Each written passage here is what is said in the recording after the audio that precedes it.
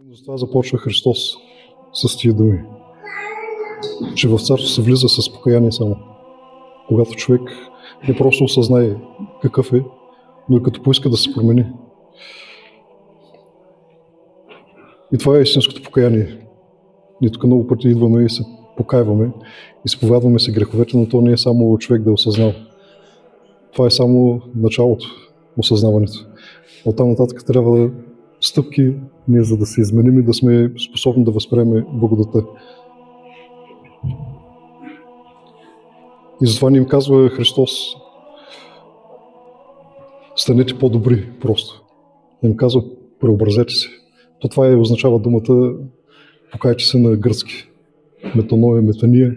Човек да се измени ума, да се измени светогледа, да се измени начина на мислене, да се измени поведението, начина си на живота, въобще цялостно да стане друг човек. И само тогава, когато сме като нови мехове, вече може да вместим благодата.